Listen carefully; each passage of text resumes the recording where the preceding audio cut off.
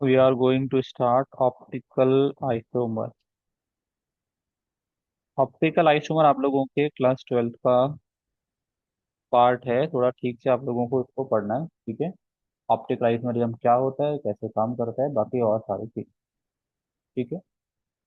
तो optical isomer का definition आप लोगों को याद होगा, ऐसे कंपाउंड जिनका मॉलिक्यूलर फॉर्मूला कैसा होता था, सेम, बट प्रॉपर्टीज कैसे होते थे, डिफरेंट होते थे, उनको हम लोग आइसोमर। ऑप्टिकल आइसोमर्स में क्या होता है, कंपाउंड जिनका मॉलिक्यूलर फॉर्मूला क्या है, same, those compounds which have same molecular formula is same. दूसरा क्या रहता है sir, in case of optical isomers structure is also same. Structure भी कैसा रहता है, सेम ही रहता है। और I would say almost all physical and chemical properties are same. फिर अलग क्या रह गया, बताइए। तो नाम से समझ में आ रहा होगा, ऑप्टिकल आइसोमर मतलब लाइट के साथ में कुछ ना कुछ होने वाला है, but they show different behaviour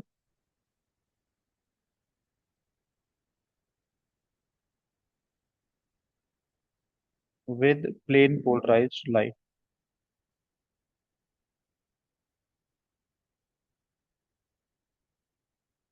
ठीक है सर। क्या होता है, प्लेन पोलराइज लाइट के साथ में इनका बिहेवियर कैसा होता है, अलग अलग होता है। इसको हम ना शॉर्ट में प्लेन पोलराइज लाइट को पीपीएल बुलाया करेंगे आगे चल। तो ऐसे कंपाउंड जो पीपीएल के साथ में डिफरेंट बिहेवियर शो करते हैं हम लोग ऑप्टिकल आइसोमर्स कहते हैं। अब ऑप्टिकली एक्टिव आइसोमर्स क्या होते हैं और ऑप्टिकल आइसोमर्स क्या होते हैं, उसकी हम लोग बातें करेंगे। अभी तक हम लोगों ने जो वर्ड डिस्कस किया वो ऑप्टिकल आइसोमर है। तो ऑप्टिकल आइसोमर वो होते हैं जिनका मॉलिक्यूलर फॉर्मूला सेम होता है, स्ट्रक्चर भी सेम होता है, लगभग फिजिकल केमिकल प्रॉपर्टीज भी सेम ही होते हैं, but they show different behaviour with the plane polarised light. PPL के साथ में ये अलग अलग बिहेवियर शो करते हैं, उनको हम लोग ऑप्टिकल आइसोमर्स कहते हैं, ठीक है। तो होता है क्या है, जैसे नॉर्मल लाइट आप लोगों के पास में है, ऑर्डिनरी लाइट, तो उसका पार्टिकल क्या होता है ना, उसका हर डायरेक्शन में ओरिएंटेशन होता है। जैसे इसको आप लोग क्या करेंगे, एक प्रिज्म आता है, निकोल प्रिज्म, उससे पास करवा देंगे, तो इनका ओरिएंटेशन कैसा रहेगा, एक ही डायरेक्शन में रहेगा। इसको हम लोग कहते हैं प्लेन पोलराइज्ड लाइट, ठीक है। इस प्लेन पोलराइज्ड लाइट को हम लोग किसी भी कंपाउंड से पास करवाते हैं। जैसे हमारे पास जो भी कंपाउंड होगा जिसको आप चेक करना चाहेंगे कि ये कंपाउंड ऑप्टिकली एक्टिव है या ऑप्टिकली इनएक्टिव है, उससे आप पास करवा देंगे। आपने इसको कंपाउंड से पास कराया, अगर इसमें कोई भी रोटेशन नहीं हुआ, जैसा था ऐसा ही रहेगा, तो ये कंपाउंड को बोला जाता है ऑप्टिकली इनएक्टिव। क्या बोला जाता है, ऑप्टिकली इनएक्टिव। अगर वो रोटेट कर जाए इधर उधर किधर भी, अगर उसमें रोटेशन हुआ, तो the compound is optically active.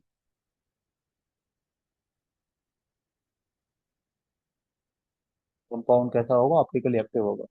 अगर पीपीएल रोटेट हुआ तो कंपाउंड ऑप्टिकली एक्टिव रहता है, अगर पीपीएल रोटेट नहीं हुआ तो कंपाउंड इज ऑप्टिकली इनएक्टिव। बात समझ में आया। अब रोटेशन दो तरीके से हो सकता था, क्लॉकवाइज हो सकता था और एंटी क्लॉकवाइज हो सकता था। जैसे ये था, अगर रोटेशन इधर डायरेक्शन में हो गया, मैं इसको यहाँ भी शो करूंगा, ये कौन सी डायरेक्शन में हो रहा है, क्लॉकवाइज। क्लॉकवाइज रोटेशन हो सकता है। और दूसरा पॉसिबिलिटी क्या है कि रोटेशन जो है वो कैसा हो सकता है, it can be anti clockwise also, इस डायरेक्शन में भी हो सकता है, ठीक है। तो it can be anti clockwise, clockwise rotation हो सकता है और एंटी क्लॉकवाइज हो सकता है। जो कंपाउंड पीपीएल को क्लॉकवाइज रोटेट कराते हैं उनको हम लोग कहते हैं डेक्स्ट्रो रोटेटरी, और जो पीपीएल को एंटी क्लॉकवाइज रोटेट कराएगा that is known as laevo rotatory. क्या कहते हैं इसको, लीवो रोटेटरी का। तो दो हो गया फॉर्म, एक डेक्स्ट्रो रोटेटरी हो गया और एक लीवो रोटेटरी हो गया। डेक्स्ट्रो रोटेटरी का मतलब क्या होगा? Clockwise rotation. लीवो का मतलब क्या होगा? Anti clockwise rotation. डेक्स्ट्रो को हम लोग डी फॉर्म भी लिखते हैं, और लीवो को हम लोग लिखते हैं एल फॉर्म। इसको हम पॉजिटिव साइन से भी रिप्रेजेंट करते हैं, और इसको हम नेगेटिव साइन से भी रिप्रेजेंट करते हैं। ठीक है। तो वापस से समझ लीजिए हम क्या करेंगे। इसको देखो, ये सब ना एक डिवाइस के अंदर होता है। जिस डिवाइस के अंदर ये सब होता है उसको हम लोग कहते हैं पोलरीमीटर। इसके अंदर होता है, ये पोलरीमीटर के अंदर होता है। तो ये पोलरीमीटर ना एक ट्यूब लाइक स्ट्रक्चर होता है। एक तरफ बल्ब लगा रहता है, उसको जलाएंगे, बीच में प्रिज्म लगा रहता है, उसमें आप फिर कंपाउंड रख देते हो, फिर हम ऐसे करके देखते हैं। आपने देखा लाइट में कोई रोटेशन नहीं आया, जिसका मतलब कंपाउंड कैसा था? ऑप्टिकली इनएक्टिव था। अगर रोटेट हुआ तो एक्टिव है। रोटेशन भी दो तरीके से होता है, क्लॉकवाइज, एंटी क्लॉकवाइज।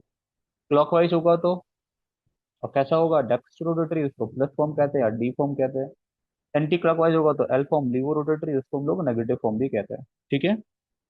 ये जो डी और एल फॉर्म होते हैं ऑफ ऑप्टिकली एक्टिव कंपाउंड्स, इनको हम लोग क्या कहते हैं? इनेंशियोमर्स कहते हैं। They all together they are known as enantiomers. ठीक है। इनको हम लोग क्या कहते हैं? इनेंशियोमर्स कहते हैं। बात समझ में आ गई मैं क्या कर रहा हूँ? ठीक है। तो अभी तक जो हमने सीखा वो क्या है? अगर पीपीएल रोटेट हो जाएगा तो कंपाउंड ऑप्टिकली एक्टिव होगा, और पीपीएल रोटेट नहीं होगा तो कंपाउंड ऑप्टिकली इनएक्टिव होगा। तो हम लोगों को कंपाउंड को पता करना है कि वो ऑप्टिकली एक्टिव है या ऑप्टिकली इनएक्टिव। तो हमें क्या चाहिएगा सर? We need polarimeter. अब आप लोगों को थ्योरेटिकली कैसे पता करेंगे कि कंपाउंड ऑप्टिकली एक्टिव होता है, कंपाउंड ऑप्टिकली इनएक्टिव होगा? तो उसके लिए क्या पढ़ते हैं हम लोग? एलिमेंट्स ऑफ सिमेट्री को पढ़ते हैं। किसको पढ़ते हैं? एलिमेंट्स ऑफ सिमेट्री, जो आप लोगों के सिलेबस में बिल्कुल भी ज्यादा नहीं है, थोड़ा सा है बस। तो क्या पता चला कि ऐसे कंपाउंड्स जिनके अंदर, in which plane of symmetry, centre of symmetry and alternating axis of symmetry,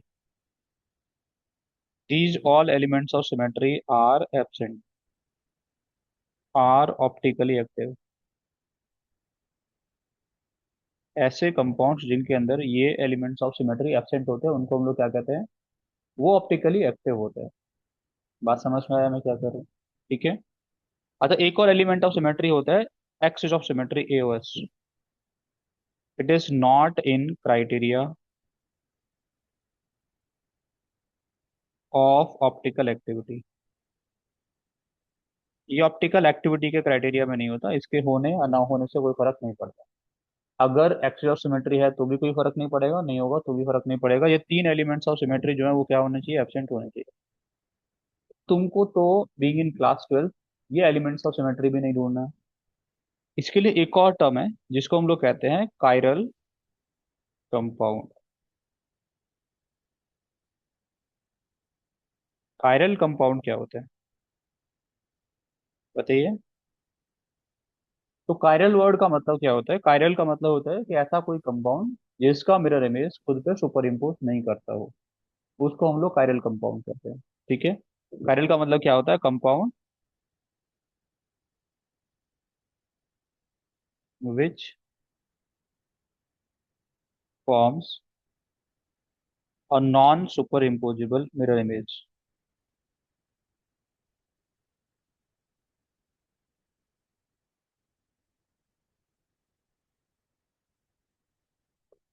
on itself.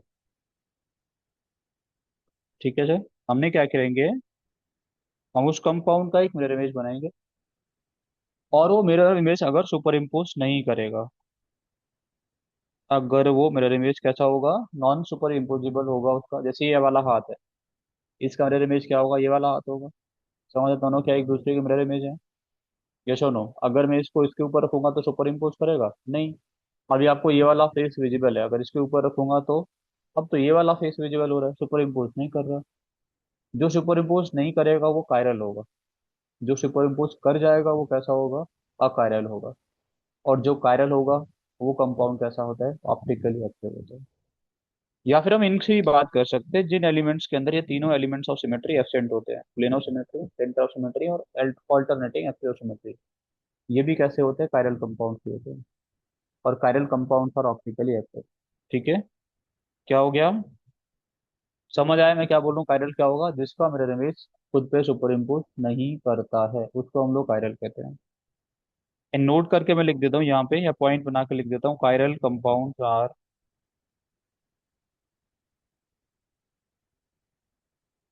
Are optically active. Chiral compounds कैसे होते हैं? ऑप्टिकली एक्टिव होते हैं। ठीक है। फिर इसको थोड़ा और आसान किया गया। एक और डेफिनेशन है, that is chiral carbon. Chiral carbon का डेफिनेशन क्या होता है? कायरल कंपाउंड का डेफिनेशन अलग है सर। कायरल कंपाउंड का डेफिनेशन क्या है? जो नॉन सुपर इम्पोजिबल मिरर बनाएगा वो कायरल कंपाउंड है। कायरल कार्बन क्या होता है? Chiral carbon is a carbon which is attached with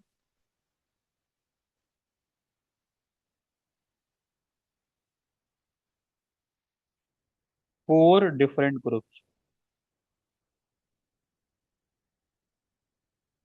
अगर कोई भी कार्बन चार अलग अलग ग्रुप से जुड़ा है तो उसको हम लोग क्या कहते हैं? कायरल कहते हैं। ठीक है। और मैं ऐसा बोल सकता हूँ, compounds having only one chiral carbon are optically active.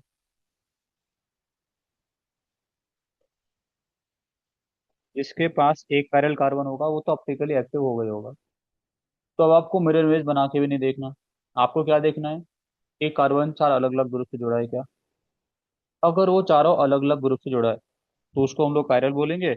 और अगर किसी कंपाउंड के अंदर एक ही कायरल कार्बन मिला तो उसको हम लोग क्या बोलेंगे कि वो कंपाउंड ऑप्टिकली एक्टिव होगा। ये तो और आसान हो जाएगा। इसको हम लोग स्टार मार्क लगा के रिप्रेजेंट करते हैं। ठीक है। How do we represent? By the star mark. ठीक है, इतना समझ में आया? अगर जैसे मैं एग्जाम्पल के तौर पर लिखता हूँ, जैसे आप मुझे बताइए इसमें कितने कायरल है, क्या हम इसके पास इस कंपाउंड में हमारे पास कोई भी कायरल सेंटर है? क्या इस कंपाउंड में कोई कायरल सेंटर है? यस और नो में आंसर करो मुझे आप लोग। Do we have any chiral centre in this compound? करो सर आंसर। तो इसमें कायरल सेंटर नहीं है। लेकिन अगर मैं क्या करूंगा, इस CH3 को CS2CH3 से रिप्लेस कर दूं, तो अब इस कार्बन को आप देखिए, इस पे कितने ग्रुप लगे हुए हैं? चार। पहला ग्रुप है H, दूसरा है OH, तीसरा है CH3 और चौथा है ये। इसमें कितने कायरल कार्बन है? It has only one chiral centre. अगर एक ही कायरल सेंटर है ना तो आप फिर ज्यादा मत सोचिए, आंखें बंद करके बोलिए कि कंपाउंड इज ऑप्टिकली एक्टिव। तो ये कंपाउंड ऑप्टिकली एक्टिव होगा। अब क्या करेंगे? जब कंपाउंड ऑप्टिकली एक्टिव होगा, देखो ये कार्बन है, ध्यान से समझना, इस पे एक ग्रुप लगा हुआ है OH, एक तरफ लगा हुआ है H, एक तरफ लगा हुआ है CH3 और एक तरफ लगा हुआ है C2H5। ये चारों ग्रुप है ना। तो आपको क्या करना है? उस कंपाउंड का मिरर इमेज बनाना है। क्या बनाना है? Mirror image. मिरर इमेज बना के देख लेते हैं। हमने मिरर इमेज बनाया तो ये OH इधर आ जाएगा, ये H इधर आ जाएगा, CH3 जहाँ पे उधर ही रहेगा, और C2H5 जहाँ पे उधर ही रहेगा। क्या मैं इस मिरर इमेज को उठा के इसके ऊपर रखूंगा तो सुपर इम्पोज करेगा? नहीं, H के ऊपर OH आ रहा है और H है ना इधर, OH के ऊपर H आ रहा है, सुपर इम्पोज नहीं किया। ये कैसा मिरर इमेज है? नॉन सुपर इम्पोजिबल है। आएगा ही, अगर एक कायरल कार्बन होगा तो उसमें मिरर इमेज कैसा आएगा? नॉन सुपर इम्पोजिबल आएगा ही आएगा। तो इनमें से एक फॉर्म को क्या बुलाएंगे हम लोग? D form. और दूसरे फॉर्म को हम लोग क्या बुला देंगे? L form. ये आपका चॉइस है। आप इसको भी डी लिख सकते थे, आप इसको डी लिख सकते थे तो इसको आप एल लिखते। ये तो हम लोग वो राइट को कैसे रोटेट करेगा, क्लॉकवाइज या एंटी क्लॉकवाइज, ये तो इसके लिए तो हमें पोलरीमीटर चाहिए। बिना पोलरीमीटर के हम नहीं बता सकते।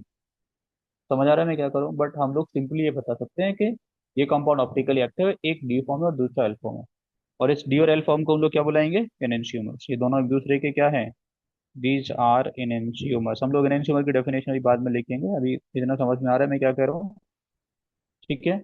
तो अगर एक कायल कार्बन किसी कंपाउंड के अंदर है, आपको ज्यादा सोचना नहीं, बस क्या करना है, उसका इमेज बनाना है, एक फॉर्म को डी फॉर्म लिख देना है और दूसरे वाले को एल फॉर्म लिख देना है। ऑप्टिकली एक्टिव हो गया। ठीक है। अगर किसी कंपाउंड के पास एक से ज्यादा कायरल कार्बन है, कंपाउंड हैविंग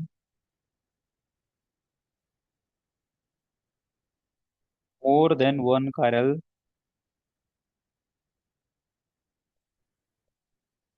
सेंटर मे और may not be optically active.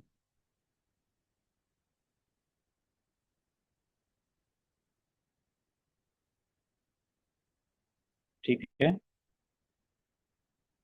जिसके पास एक से ज्यादा कायरल सेंटर होता है वो ऑप्टिकली एक्टिव हो भी सकता है और नहीं भी हो सकता, दोनों बातें। तो उसके लिए आप कैसे पता करेंगे? उसमें आपको पीओएस चेक करना होगा। प्लेन ऑफ सिमेट्री ढूंढिए। अगर प्लेन ऑफ सिमेट्री प्रेजेंट होगा तो आप बोलेंगे एलिमेंट ऑफ सिमेट्री मिल गया, ऑप्टिकली इनएक्टिव हो जाएगा। भाई plane of symmetry, centre of symmetry और alternating axis of symmetry absent होना चाहिए था। आपको कुछ भी फाइंड करने की जरूरत नहीं है, सिर्फ प्लेन ऑफ सिमेट्री देख लीजिए आप। आपका काम being in class 12 board class के लिए प्लेन ऑफ सिमेट्री से काम चल जाएगा। जिसमें कंपाउंड लिखता हूँ, आपसे बोले हमारे पास ये कंपाउंड है CH3, इधर OH, यहाँ पे H, यहाँ पे OH, यहाँ पे H और एक यहाँ पे CH3। ये कंपाउंड कैसा होगा बताइए? ये जो कंपाउंड है ये कैसा होगा? ऑप्टिकली एक्टिव होगा, इनएक्टिव होगा? पहले ढूंढते हैं कायरल कार्बन है क्या। देखिए ये वाले कार्बन को देखिए, एक, दो, तीन, चार ग्रुप अलग अलग है। तो एक कायरल सेंटर तो हमारे पास ये वाला है। सिमिलरली एक कायरल सेंटर हमारे पास ये वाला। कितने कायरल सेंटर है इसके पास? दो। अगर एक ही होता ना तो फिर हम कुछ भी नहीं ढूंढते। अगर इसके पास एक ही कायरल सेंटर होता तो हम डायरेक्टली बोलते दिस कंपाउंड इज ऑप्टिकली, बताइए कैसा, एक्टिव। लेकिन क्योंकि एक से ज्यादा कायरल सेंटर है तो क्या करना पड़ेगा हमको?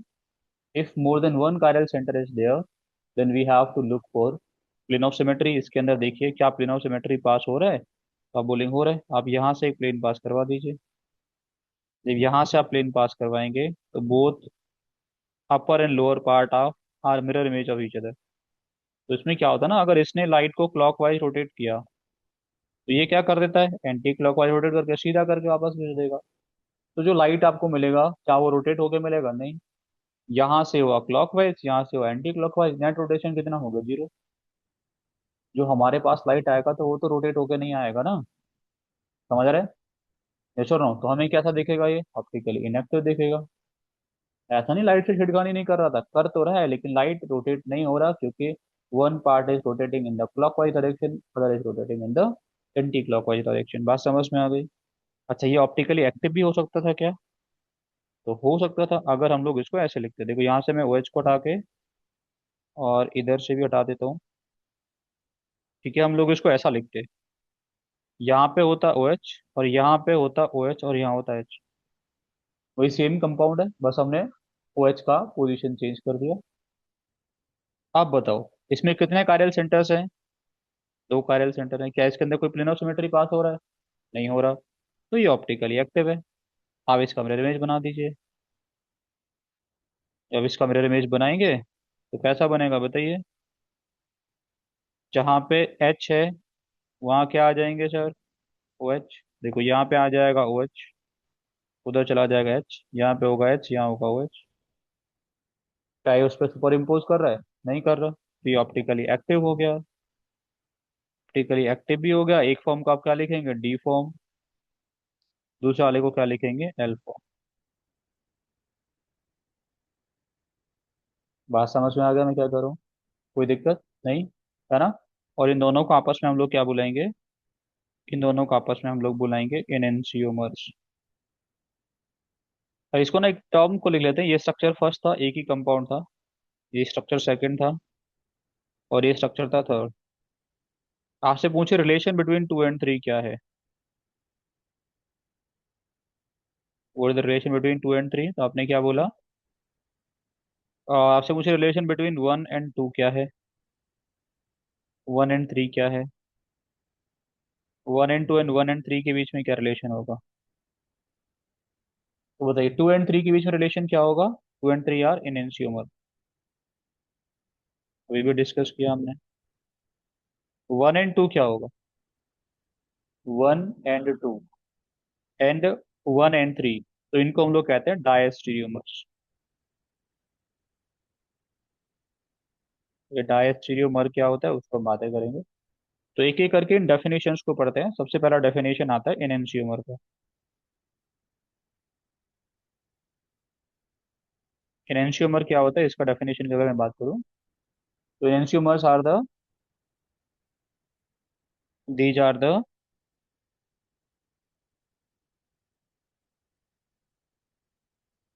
Non super imposable mirror images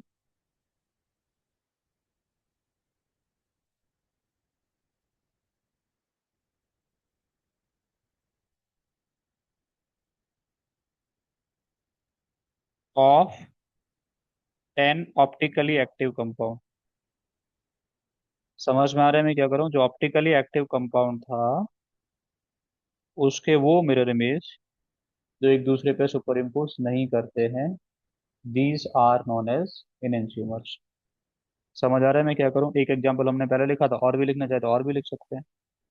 जैसे हमने एक और एग्जांपल लिख लेते हैं, हम लोग कोई ऐसा स्ट्रक्चर बना लेते हैं, हमारे पास COOH है, यहाँ पे Cl लगा लेते हैं, यहाँ पे Br लगा लेते हैं, यहाँ पे चलिए CH3 लगा लेते हैं।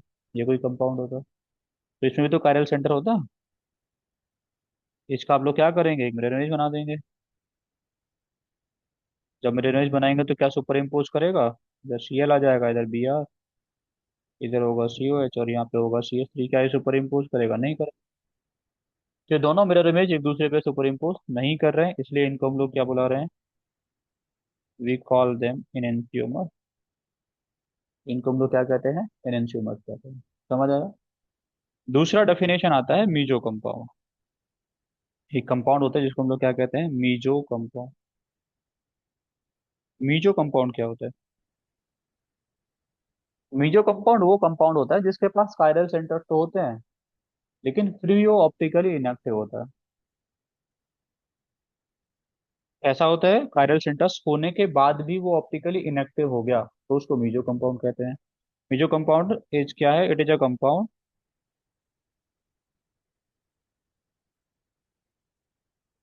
Which has chiral centres but is optically inactive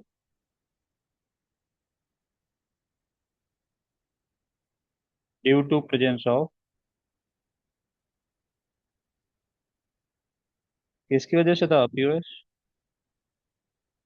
chiral centre है फिर भी ऑप्टिकली इनएक्टिव है। कायरल सेंटर है फिर भी कैसा है, ऑप्टिकली इनएक्टिव है, तो उसको हम लोग क्या कहते हैं, we call it meso compound. समझ आया।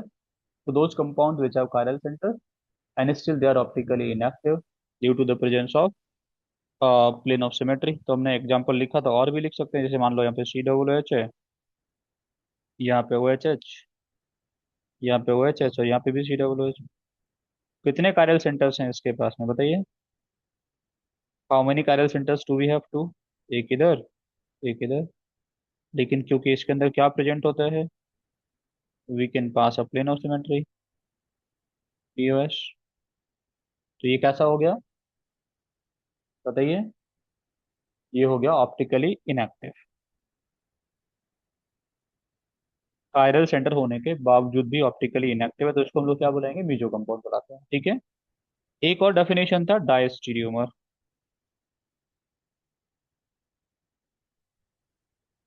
बता सकते हैं डायस्टीरियोमर क्या होगा, वोटा डायस्टीरियोमर्स बताइए। तो डायस्टीरियोमर क्या होता है, कोई भी बताना चाहेगा। तो डायस्टीरियोमर होते हैं जो मिरर इमेज नहीं होते एक दूसरे के, compound having same molecular formula,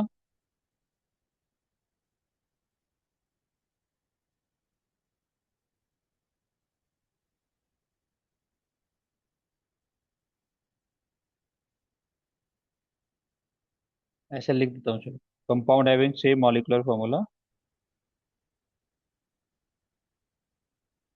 but,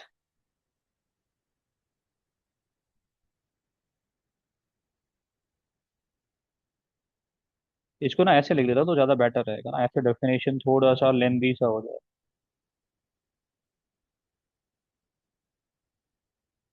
ऐसे लिख लिया, these are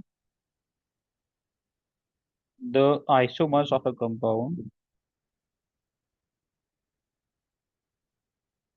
of a compound which are not mirror image of each other. ठीक है, ये ठीक रहेगा। ठीक है सर। ये किसी कंपाउंड के वो आइसोमर्स होते हैं जो मिरर इमेज नहीं होते। समझ आ रहा है मैं क्या करूँ? जो मिरर इमेज है वो इनेंसियोमर है। Non super imposable mirror image जो बन रहा था वो इनेंसियोमर था। जो मिरर इमेज नहीं है वो डायस्टीरियोमर है। ठीक है।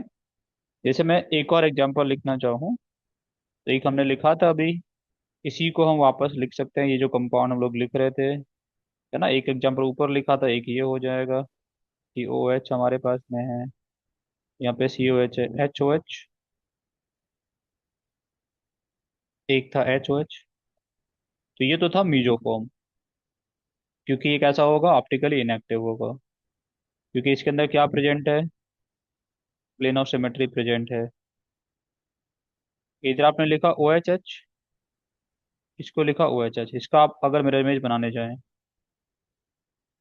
तो जो मिरर इमेज बनेगा वो कैसा होगा, नॉन सुपर इम्पोजिबल। इधर आएगा ओ एच, यहाँ होगा एच, यहाँ आएगा एच, यहाँ होगा ओ एच, और ये आएगा सी डबल ओ एच। ठीक है, ये क्या सुपर इम्पोज करेंगे मिरर इमेज? नहीं करेंगे। ये सुपर इम्पोज नहीं करेंगे तो इन दोनों फॉर्म्स को हम लोग क्या बुलाएंगे? One will be D form, other will be L form. लेकिन दोनों को एक साथ हम लोग क्या, वैसे क्या बुलाते हैं एक दूसरे को, कौन से आइसोमर्स बुलाते हैं? इनेंसियोमर्स। These are enantiomers. ठीक है। और इनका आपस में रिलेशन क्या होगा? ये ए था, ये बी था, और ये सी स्ट्रक्चर था।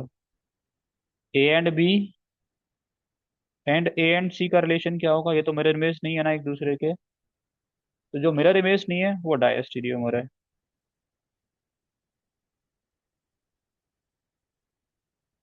These are the diastereomers. ठीक है, समझ आ गया? अब इसमें एक और टर्म होता है जिसको हम लोग कहते हैं रेसमिक मिक्सचर।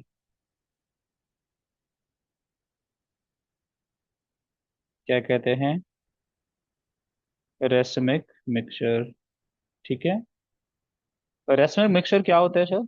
रेसमिक मिक्सचर होता है कि अगर आपने किसी भी कंपाउंड, किसी मिक्सचर में डी और एल फॉर्म को दोनों को इक्वल अमाउंट में मिक्स कर दिया है, तो जो मिक्सचर बनेगा वो ऑप्टिकली एक्टिव कंपाउंड्स का मिक्सचर है, but it is optically inactive. यहाँ से अगर आप लोग पीपीएल को पास करवाएंगे तो क्या उसमें कोई रोटेशन आएगा?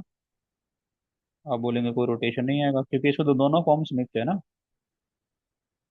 एक डी फॉर्म भी है, दूसरा एल फॉर्म भी है। जो काम मीजो कंपाउंड कर रहा था वो रेसमिक मिक्सचर भी करता है, बट रेसमिक मिक्सचर में दो अलग अलग फॉर्म को मिक्स करते हैं। और मीजो कंपाउंड में एक ही कंपाउंड के अंदर दो हिस्से होते हैं, जो एक क्लॉकवाइज रोटेट करता है और दूसरा एंटी क्लॉकवाइज रोटेट करता है। Racemic mixture is equimolar ratio, equal amount mix करना पड़ेगा ना, equimolar ratio of T and L forms of an optically active compound. ठीक है, तो किसी भी ऑप्टिकली एक्टिव कंपाउंड के डी और एल फॉर्म को अगर हम लोग इक्वल अमाउंट में मिक्स कर दें तो it is known as racemic mixture. समझ में आया? कोई दिक्कत तो नहीं? Equimolar ratio of D and L forms of an optically active compound is known as racemic mixture. ठीक है, बात समझ में आ गई है? तो इसको हम लोग, इसको रिप्रेजेंटेशन क्या है, अगर इसके रिप्रेजेंटेशन की बात करें, ठीक है, इसके रिप्रेजेंटेशन की अगर हम बात करें तो इसको हम लोग डी एल फॉर्म से भी रिप्रेजेंट करते हैं और प्लस माइनस फॉर्म से भी रिप्रेजेंट करते हैं। ऐसे भी लिखते हैं और ऐसे भी लिखते हैं। ठीक है, क्योंकि प्लस माइनस भी तो लिखते हैं ना हम लोग, plus for dextro and minus for levo, तो दोनों तरीके से इसको हम लोग रिप्रेजेंट कर सकते हैं। ठीक है, समझ आ गया? तो it is the equimolar ratio of D and L forms of an optically active compound को हम लोग क्या कहते हैं सर? रेसमिक मिक्सचर कहते हैं। डाइस्टीरियोमर समझ में आ गया, रेसमिक मिक्सचर समझ में आ गया। ठीक है, अब एक बात ध्यान से समझ सब लोग। ठीक है, ठीक है। जैसे हम लोगों ने ना एक कोई कंपाउंड था, ये यहाँ पे ए ग्रुप लगा हुआ है, यहाँ पे बी लगा हुआ है, यहाँ पे डी लगा हुआ है, और यहाँ पे मान लो एक्स है। ठीक है, एक्स। अब यहाँ पे मान लो कोई भी एक न्यूक्लियोफाइल आके अटैक करता है, एनयूमाई है। तो न्यूक्लियोफाइल अगर इधर से अटैक किया, दो पॉसिबिलिटीज हैं। अगर न्यूक्लियोफाइल अटैक किया जिधर से एक्स है उधर से ही, ए, डी, बी, यहाँ पे आ गया न्यूक्लियोफाइल और यहाँ से एक्स माइनस निकल गया। एक पॉसिबिलिटी ये थी कि न्यूक्लियोफाइल क्या करता, इधर साइड से ही आता, जो कि जनरली SN1 रिएक्शन में आपको देखने को मिलता है, कार्बोकेटन बन जाता है उसके बाद में आता है ये। तो ऐसे कॉन्फ़िगरेशन को ना हम लोग कहते हैं रिटेंशन। क्या कहते हैं उसको? रिटेंशन इन द कॉन्फ़िगरेशन कहते हैं। रिटेंशन की स्पेलिंग सही लिखी है मैंने? हाँ। क्या कहते हैं उसको? रिटेंशन कहते हैं। दूसरा क्या रहता है सर? अगर ऐसा कुछ हो रहा था, ए था, यहाँ बी था, यहाँ पे डी था, यहाँ पे एक्स था, न्यूक्लियोफाइल आ रहा है, और न्यूक्लियोफाइल ने आके अटैक कर दिया बैक साइड से। अगर न्यूक्लियोफाइल बैक साइड से आके अटैक करे तो क्या होगा सर? ये ए, ये बी, अब न्यूक्लियोफाइल इधर आके ऐड होगा और इधर चला जाएगा डी। तो इसको हम लोग कहते हैं इन्वर्जन। क्या कहते हैं इसको? इन्वर्जन। ठीक है, तो रिटेंशन का मतलब क्या होता है? Addition of nucleophile from the same side, from the same, जहां से पहले से ऐड हो रहा था वहीं से। और इन्वर्जन का मतलब क्या होता है? From the opposite side. Inversion generally SN2 reaction में होता है। किस में होता है? SN2 में इन्वर्जन होता है हमेशा, क्योंकि न्यूक्लियोफाइल जो है it comes from the opposite side, back side से अटैक करता है। बात समझ में आया? SN1 में क्या होता है? SN1 में रिटेंशन होता है, इन्वर्जन होता है? कोई भी आंसर करना चाहेगा आप लोगों में तो बताइए।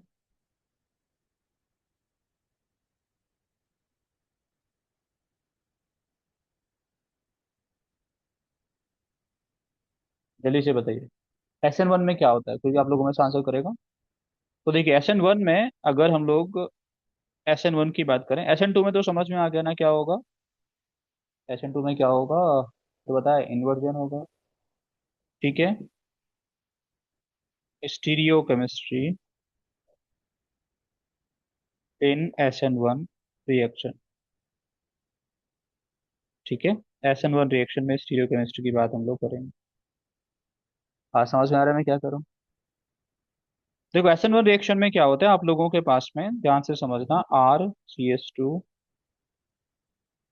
एक्स था, जब न्यूक्लियोफाइल आएगा ना, तो इसकी मैकेनिज्म में क्या था कि सबसे पहले स्टेप में RCH2 एक्स जो है ना वो टूटता है स्टेप 1 में,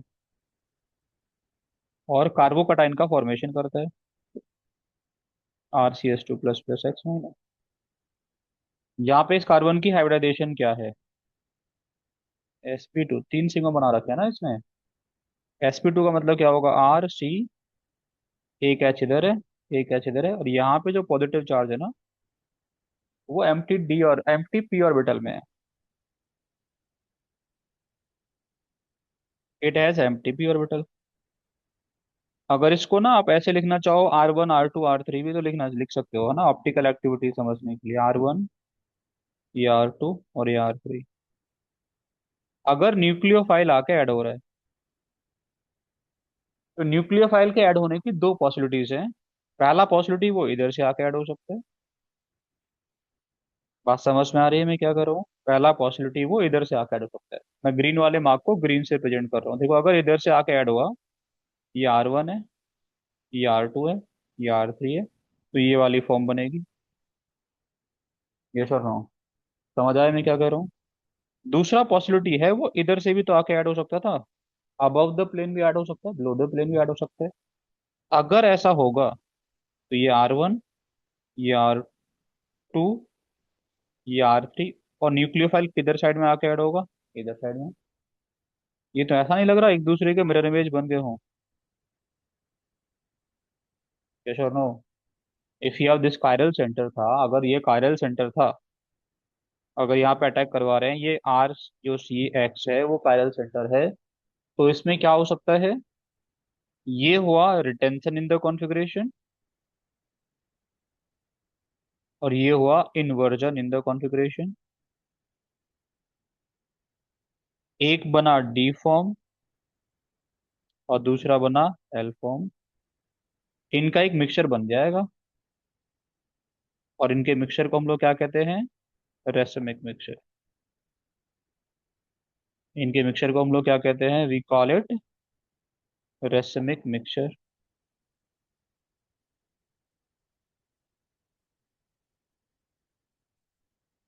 इसको हम लोग क्या कह देते हैं sir? We call it racemic mixture. बात समझ में आई? यस और नो? तो देखो, इन केस ऑफ SN2 रिएक्शन क्या होता है? Inversion. In case of SN1 reaction क्या बनता है? Racemic mixture. In case of SN1 reaction दोनों चीजें होती हैं, रिटेंशन भी होता है, इन्वर्जन भी होता है।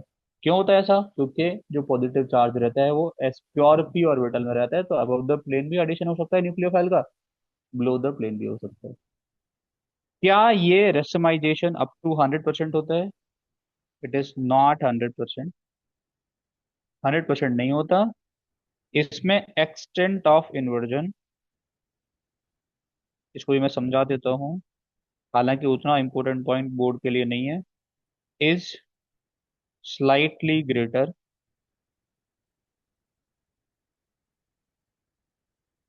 Then that of retention. ऐसा क्यों होता है उसको ध्यान से समझ, ठीक है? इसमें ना 100% रेसमाइजेशन नहीं होता, थोड़ा सा कम होता है। थोड़ा सा कम होने का मतलब यह है कि जो एक्सटेंट ऑफ इन्वर्जन होता है वो थोड़ा सा ज्यादा होता है किससे? Then that of retention. ऐसा क्यों होगा? देखो, जैसे ऐसे समझना, मैं यहाँ लिख लेता हूँ। RC है, यहाँ पे R1 है, यहाँ पे R2 है, और यहाँ पे R3 है, इधर X है। न्यूक्लियोफाइल को आके ऐड होना है। एक पॉसिबिलिटी है न्यूक्लियोफाइल इधर से आके ऐड हो सकता है, एक पॉसिबिलिटी है न्यूक्लियोफाइल इधर से आके ऐड हो सकता है। देखो, जब न्यूक्लियोफाइल इधर से आ रहा होगा ना, तो जब वो न्यूक्लियोफाइल इधर से जा रहा होगा तो उसको रास्ते में X- भी मिलेगा, जिसकी वजह से उनके बीच में क्या होगा? रिपल्सन होगा। तो इस इधर से आने के चांसेस थोड़े से कम होते हैं, इधर से आने के चांसेस ज्यादा होते हैं। समझ में आया मैं क्या करूं? जैसे तुम्हें पता है इस रास्ते से पापा मिल सकते हैं, आ सकते हैं, तो क्या करोगे? तो उधर से जाओगे नहीं, रिस्क नहीं लेना हमको, हाँ। इधर से जाओगे, इधर से, तो इसको भी है कि इधर से पता है इसको X मिलेगा ही मिलेगा, तो यहाँ से जाने के चांसेस थोड़े से कम होंगे, इसलिए रिटेंशन थोड़ा सा कम होता है एज कम्पेयर टू इन्वर्जन, ठीक है? क्योंकि इन दोनों के बीच में क्या होगा? There will be repulsion.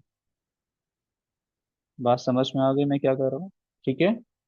तो लिखा नहीं क्या ये था? समझ आया सर इतना जो कुछ भी डिस्कशन हुआ है अब तक?